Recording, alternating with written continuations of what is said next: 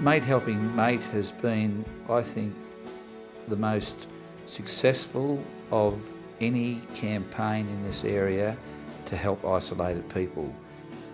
The drought is painful, the drought is mean. Through the drought no one sees green. The drought is crucial, the drought looks red. The drought is so difficult it gives me nightmares in bed. The wisdom of their fathers that was passed down to them just never allowed for so many consecutive years of drought. The sun is scorching, the animals are dead. The drought gives me bad memories running through my head. I feel the violent sun burning on my back.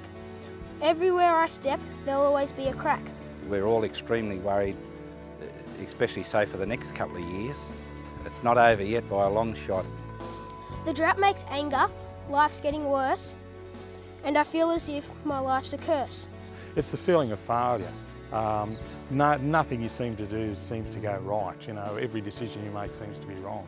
When my cattle and sheep are dying, I go and have a sob about how I've lost more than half of my mob. The last 12 months, even a couple of years, have been the worst I've ever seen. Sobbing turns to a cry, then I think how and why. We all need rain, it's all the same, we'll be saying this again and again. People's income have been very severely affected, so people are worrying about, are they going to have enough money to put food on the table? Can they pay their bills? Can they pay to come to the doctor? Can they fill the car up with fuel? All those sort of issues become really, really paramount in their lives. It affects the male initially because he's the breadwinner, he's the pride of the family, and I think his pride's being knocked because he isn't bringing home the money for the family. So in some ways he's feeling like he's failing, even though it's totally out of his control. Farmers are a very proud people. We all need rain, so keep on praying. It's very precious. As you can see, it's all needed for you and me. Thank you.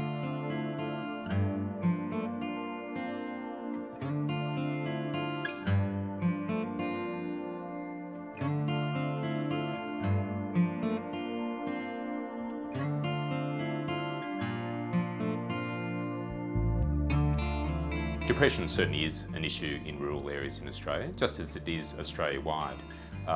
We certainly know that about 1 in 5 people in their lifetime will have a major depressive illness, so it's very common. We know that mental health issues have increased with the drought. But both physically and emotionally, if you like mentally, people are starting to show that they're not coping because of the longevity of what's been going on. Mental health issues have become very, very noticeable in the district. Not only in the rural areas, within the town as well. Michael had actually, he hung himself in the family back shed, so it was bad. People in the community were actually very surprised when Michael died, and because they always saw him outwardly in the street as being very, very happy. Very talkative and outgoing, whereas behind closed doors in the family atmosphere, he was much more withdrawn. I guess, obviously, for us it was quite obvious that he was depressed by his behaviour. I think that lack of friendship and that isolation certainly would contribute to him slipping down, because, the loneliness and isolation, you just can't see I guess he couldn't see a way out. The only communication a lot of these people have is with their wives and with their kids, and that's it. No longer even with the neighbours. So yeah, there's less time now to actually socialise. People don't like talking about having depression or any other mental illness. They think it's, I think, a weakness of their character, unfortunately. And mental health is probably the last thing men would want to talk about. At no time did I seek medical help for depression or a mental problem because I didn't think I had any.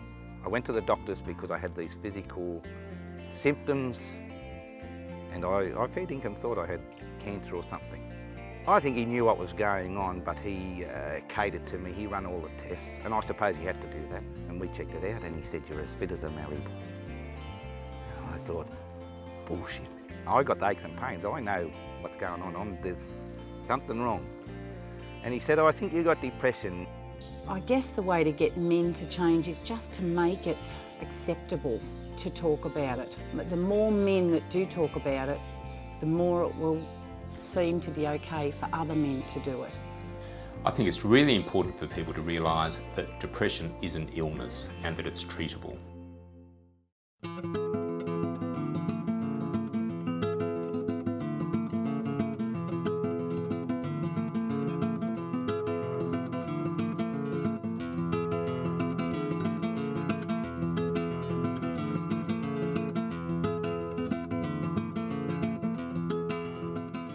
I was initially worried about my neighbour. My neighbour's wife spoke to me one day and just said she was worried about him, that he was not getting out.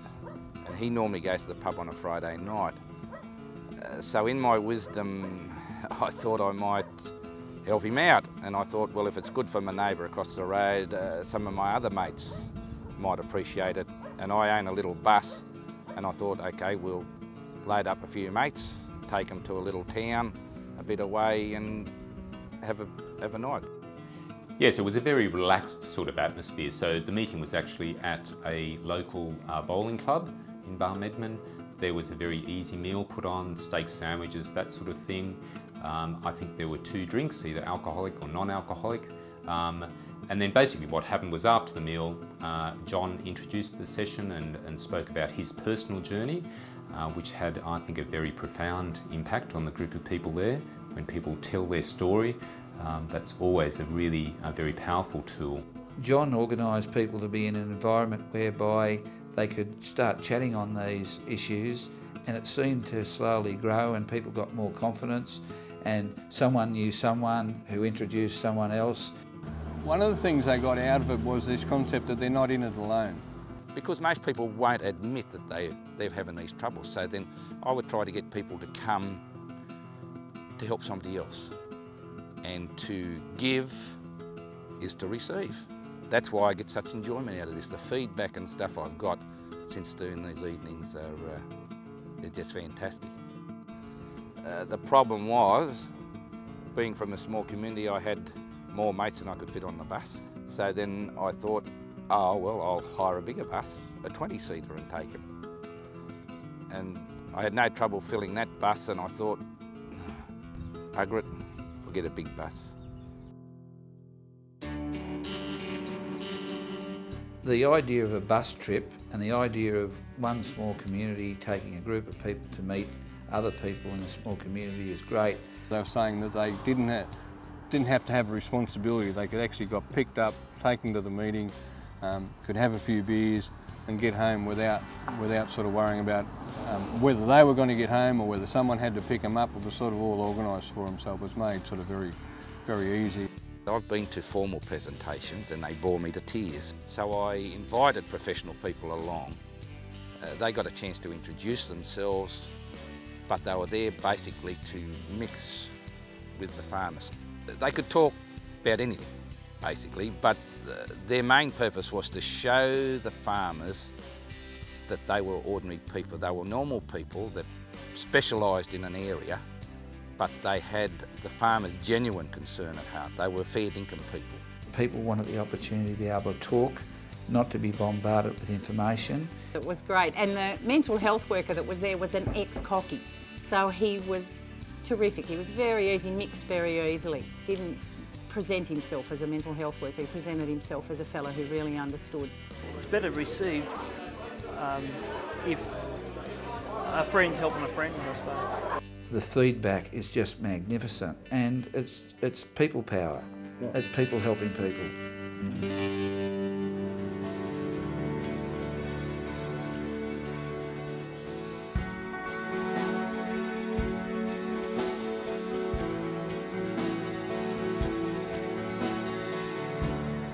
Long after the drought disappears off the front page of the paper, right, and we've had a break, the impact of this drought in particular will be felt. The drought can't be called over until people have made a financial recovery. It'll take 2 to 3 years to recover. Yeah, you're looking at least 6 to 8 years to recover this, I would think. 10 days ago we had rain and obviously we're getting the green pick and everything coming through. A lot of people would look at this, particularly from the other side of the Great Divide, and think that, okay, we're coming out of this drought and things are going to be rosy. I think you'll find, if you talk to anybody to do with farming, is that we're all extremely worried, especially say for the next couple of years. And a lot of us know that it's going to take a long haul for probably 5 years, 7 years. Some of us are going to survive and some aren't. When things become easier, I think that's when people will be probably vulnerable, I suppose, just as they are now.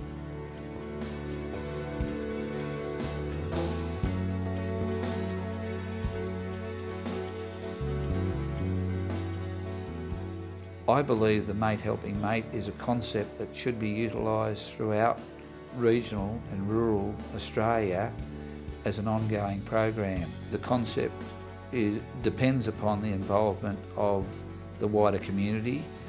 We do have a responsibility to ourselves to actually get on with the job of helping ourselves. Hopefully we're going to find a lot more Johns out there who will be able to use their wisdom, their skill, their down-to-earth approach and make a great scheme even greater and help benefit people. That's pretty basic stuff really. You just got to be mates. That's what it's about. This is a poem that I've wrote in class. What's rain?